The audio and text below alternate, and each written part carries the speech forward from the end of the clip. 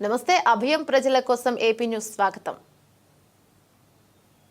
కాకినాడలో జిల్లా వేదికగా నిర్వహిస్తున్న మహానాడునకు శాసనసభ్యురాలు వరుపుల సత్యప్రభారాజు ఆధ్వర్యంలో పత్తిపాడు నియోజకవర్గం నుండి టీడీపీ శ్రేణులు కార్లలో తరలి వెళ్లి ర్యాలీగా పాల్గొన్నారు. ప్రతిపాడు నియోజకవర్గం చెందిన 300 మంది తెలుగుదేశం పార్టీ నాయకులు ఈ జిల్లా మహానాడులో పాల్గొనడం జరిగింది. సందర్భంగా వరుపుల సత్యప్రభ మాట్లాడుతూ మహానాడు అనేది తెలుగుదేశం పార్టీ కుటుంబ సభ్యుల పండగని, ఈ పండుగలో ప్రజా సమస్యల అభివృద్ధి, ప్రజల సంక్షేమం, పార్టీ ప్రారంభం నుండి నేటి వరకు ఎదుర్కొన్న సమస్యలు, సాధించిన విజయాలు, పార్టీ కోసం కార్యకర్తలు చేసిన త్యాగాలు, పార్టీ కోసం శ్రమించిన నేతల కష్టాలు అన్ని కూడా ప్రస్తావనకు వస్తాయన్నారు. జిల్లాలో ఉన్న అన్ని నియోజకవర్గాల్లో ఉన్న ప్రజా సమస్యలపై తీర్మానాలు చేసి రాష్ట్ర మహానాడుకు పంపించడం జరుగుతోందన్నారు. అలాగే పత్తిపాడు నియోజకవర్గంలో ఉన్న ప్రధాన సమస్యలపై కూడా తీర్మానాలు చేసి పంపడం జరిగిందన్నారు. అప్పనపాలెం, వంతెన, రావుతలపూడి మండలంలో ధ్వంసమైన చెక్ డ్యామ్స్, నియోజకవర్గంలో అవసరమైన డిగ్రీ కళాశాల, ఐఐటి కళాశాల, పాలిటెక్నిక్ కాలేజీల నిర్మాణం మరియు వివిధ సమస్యల పరిష్కారం కోరుతూ తీర్మానాలు చేసి రాష్ట్ర మహానాడుకి వేడుక ద్వారా పంపించడం జరిగిందని ఎమ్మెల్యే అన్నారు. అందరికీ నమస్కారం. ఈనాటి జిల్లా మహానాడు కార్యక్రమానికి అధ్యక్షత వహించిన సోదరులు శ్రీ జ్యోతులు నవీన్ కుమార్ గారికి, అదేవిధంగా ఈ కార్యక్రమానికి ముఖ్య అతిథిగా విచ్చేసిన గౌరవనీయులు మంత్రివర్యులు శ్రీ నారాయణ గారికి, వేదిక మీద ఉన్న పెద్దలందరికీ కూడా పేరు పేరున నా హృదయపూర్వక నమస్కారాలు, మీడియా వారికి కూడా నా హృదయపూర్వక నమస్కారాలు తెలియజేసుకుంటున్నాను. మరి 1982 మే 29న ఏర్పడిన స్వర్గీయ నందమూరి తారక రామారావు గారు స్థాపించిన పార్టీ తెలుగుదేశం పార్టీ. ఏదైతే తెలుగువాడి ఆత్మ గౌరవం కోసం పుట్టిన పార్టీ, ఒక మహిళా సంక్షేమం కోసం, ఒక పేదవాడి ఆర్థిక భరోసా కోసం, ఒక ఆత్మ గౌరవం, తెలుగువాడి ఆత్మ గౌరవం కోసం పుట్టిన పార్టీ ఇది. పేదవాడికి కూడు, గూడు, గుడ్డ కల్పించాలనే ఉద్దేశంతో ఆ రోజు నందమూరి తారక రామారావు గారు స్థాపించిన పార్టీ. ఆనాటి నుండి పేదవాడికి పట్టెడు అన్నం పెట్టాలనే ఉద్దేశంతో ఆనాడు ఎన్టీఆర్ గారు 2 రూపాయల కిలో బియ్యం 2 రూపాయలకి ఇవ్వడం జరిగింది. ఎన్నో సంస్కరణలు పేదవాడి కోసం అయితే అన్ని వర్గాల వారి కోసం ఎన్నో సంస్కరణలు చేసిన మహామనిషి ఎన్టీఆర్ అన్నటి నుండి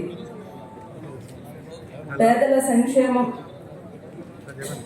ధ్యేయంగా దూరదృష్టి గల నాయకుడు చంద్రబాబు నాయుడు గారు, హైటెక్ సిటీ సృష్టికర్త, అమరావతి రూపకర్త, అంతటి మహనీయుడు పాలనలో మేము కూడా ఉండడం అన్నది నిజంగా మా అందరి అదృష్టం. మీ అందరికీ తెలిసిందే.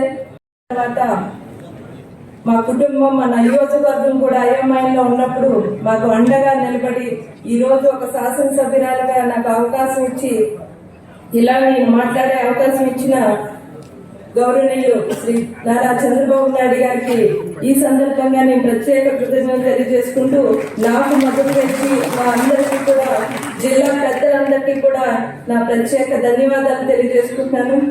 ఈనాటి కార్యక్రమంలో మా నియోజకవర్గానికి సంబంధించి కూడా అనేక సమస్యలు ఉన్నాయి. ఈ సందర్భంగా వాటిలో ప్రధానంగా ఉన్న ఒక 3 సమస్యలని ఇక్కడ తీర్మానం చేయాలని అనుకుంటూ, అందులో మొదటిగా ఏలేశ్వరం నగర పంచాయతీకి అప్పనపాలెం గ్రామం మధ్య ఏలేరు కాలువపై ఉన్నటువంటి అప్పనపాలెం బ్రిడ్జ్ 4 సంవత్సరాల కిందట ఏలేరు నది నుండి వరద నీటి తాకిడికి పూర్తిగా దెబ్బతింది. అప్పనపాలెం బ్రిడ్జి ఏలేరు నగర పంచాయతీ అప్పనపాలెం మాత్రమే కాకుండా ప్రతిపాడు, జగంపేట 2 నియోజకవర్గాల ప్రజల రాకపోకలకు అవసరమైన ప్రధానమైన బ్రిడ్జి.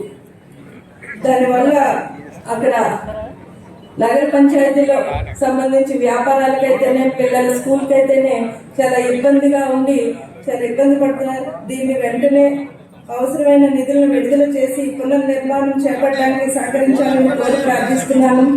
2వ తీర్మానం, రౌతులపూడి మండలంలో వ్యవసాయ సాగునీటి పారుదల వ్యవస్థను నియంత్రణ చేసే చెక్ డ్యామ్స్ అన్ని కూడా పూర్తిగా దెబ్బతిన్న చెక్ డ్యామ్స్ ను సత్వరమే పునర్నిర్మాణం చేపట్టాలని, తద్వారా రైతులకు సక్రమంగా సాగునీరు అందించేందుకు సహకరించాలని కోరుకుంటూ, 3వ తీర్మానం, నియోజకవర్గం ఏర్పడి దశాబ్దాల కాలం అవుతున్న నియోజకవర్గంలో సరైన విద్యావకాశాలు లేక ప్రజలు అనేక ఇబ్బందులు పడుతున్నారు. కావున నియోజకవర్గ కేంద్రంలో ప్రతిపాడులో ఒక డిగ్రీ కాలేజ్, ఎల్ఎస్ రూమ్ లో ఒక ప్రభుత్వ ఐటీఐ మరియు పాలిటెక్నిక్ కాలేజీల నిర్మాణం చేపట్టాలని కోరుచున్నాను. ఈ సందర్భంగా మేము ప్రవేశపెట్టిన ఈ తీర్మానాన్ని జిల్లా అధ్యక్షులు వారు ఆమోదించి రాష్ట్ర మహానాడుకి పంపించవలసిందిగా కోరుకుంటూ ఈ అవకాశం ఇచ్చిన అందరికీ కూడా ప్రత్యేక ధన్యవాదాలు తెలియజేస్తూ సెలవు తీసుకుంటున్నాను.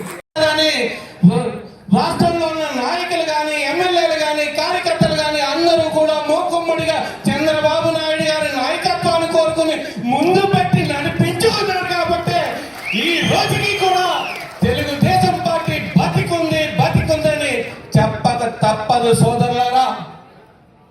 అటువంటి పరిస్థితుల నుంచి ఈ రాష్ట్రాన్ని అభివృద్ధి చేసి ఈ రోజుకి కూడా తెలంగాణ రాష్ట్రంలో 90% ఆదాయం వస్తుందంటే ఆ రోజు చంద్రబాబు నాయుడు గారు తీసుకున్న విప్లవాత్మకమైన నిర్ణయాల వల్లే ఈ రోజుకి కూడా అక్కడ ఆదాయం సమకూరింది. అదే రూపంలో అన్ని కూడా సంక్షేమాన్ని, అభివృద్ధిని కూడా పరుగులు పెట్టిస్తూ ఈ ఆంధ్ర రాష్ట్రాన్ని కాపాడుకుంటూ నిత్య విద్యార్థిలాగా నిరంతరం కూడా ఏమి చేయాలి ఈ ప్రజలకని ఆలోచిస్తూ మనల్ని, మన రాష్ట్రాన్ని, భావితరాల భవిష్యత్తు బంగారు బాట వేసే విధంగా కాపాడుతున్న వ్యక్తి చంద్రబాబు నాయుడు సోదరులారా. అటువంటి వ్యక్తిని అరుదుగా ఉంటారు. మనం కాపాడుకోవాల్సిన అవసరం ఉంది. ఖచ్చితంగా కాపాడుకుందాం. అదే కాదు, లోకేష్ గారు మొన్న 19 తర్వాత పార్టీ పరిస్థితి తీసుకున్నట్టయితే పార్టీ ఉంటుందా లేదా అని చాలా మంది ఏమాయమీలు, రాజకీయ అనుభవం ఉన్న పెద్ద పెద్ద వ్యక్తులు అనుమానపడ్డ పరిస్థితి.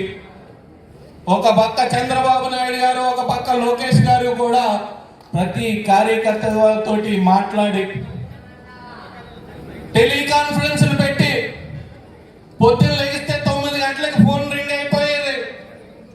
11:30, 12 గంటల వరకు కూడా టెలికాన్ఫరెన్స్ లో మన అందరినీ కూడా మోటివేట్ చేసి మీకు నేనున్నాను,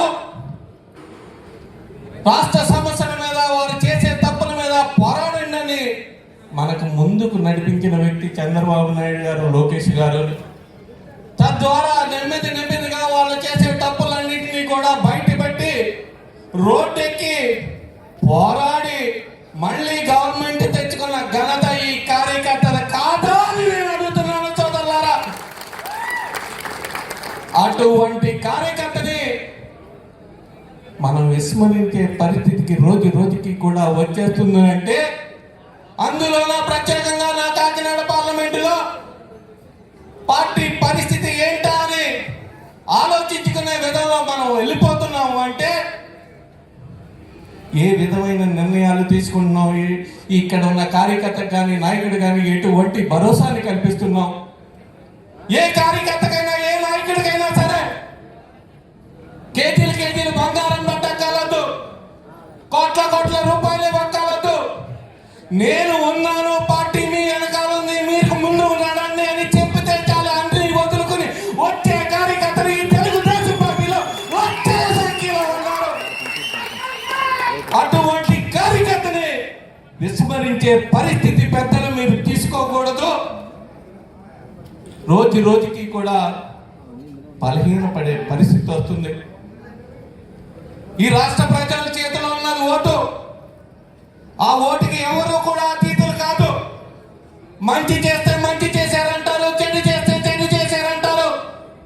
151 సీట్లు ఇచ్చి తెలుగుదేశం పార్టీ ఉంటుందా లేదా ఈ రాష్ట్రంలో ఉన్న పరిస్థితి నుంచి 11 సీట్లు ఇచ్చి వైసీపీని పక్కనే కూర్చోబెట్టిన ఘనత ఈ కార్యకర్తది కాదా? ఈ రాష్ట్ర ప్రజలది కాదా? అటువంటి పరిస్థితి మళ్ళీ మనకు రాకుండా కాపాడుకోవాల్సిన బాధ్యత ఇక్కడ స్టేజ్ మీద ఉన్న నాయకులు కానీ, రాష్ట్ర నాయకులు కానీ ఖచ్చితంగా ఉంది. కాపాడుకోవాల్సిన బాధ్యతతో పాటు వాళ్ళని ఆర్థికంగా పరిపుష్టి చేయాల్సిన అవసరం కూడా ఉంది. ఎందుకు చెప్తున్నాను అంటే, కార్యకర్త ఆర్థికంగా పరిపుష్టి చెందిన రోజునే మనం లక్షల సంఖ్యలో మీటింగులు పెట్టగలం, కార్యక్రమాలు సక్సెస్ చేసుకోగలం. అటువంటి కార్యకర్తను మనం ఎవరు కూడా విస్మరించొద్దు. దాని మీద ఒక నిర్ణయం తీసుకోవాలని పెద్దలందరినీ కూడా పదే పదే పదే విన్నవించుకుంటూ ఇది నా బాధనే వ్యక్తం చేస్తున్నాను. నేను ఎవరేమనుకున్నా సరే, పార్టీ పెద్దలు ఏమైనా సరే, ఎవరేమన్నా సరే, ఇది నా బాధ మాత్రమే. అటువంటి కార్యకర్తను కాపాడుకోకపోతే మాత్రం రేపు రాబోయే రోజుల్లో పార్టీ పరిస్థితి ఏంటన్నది ఒక్కసారి మీరు పైకి పంపాల్సిందిగా కోరుతూ దానికి మీ అందరి సహాయ సహకారాలు అందించాలని అందిస్తారని మనస్ఫూర్తిగా కోరుకుంటూ సెలవు. ఈరోజు మన ముఖ్య అతిథి నారాయణ గారిని మాట్లాడాల్సిందిగా కోరుతున్నాం.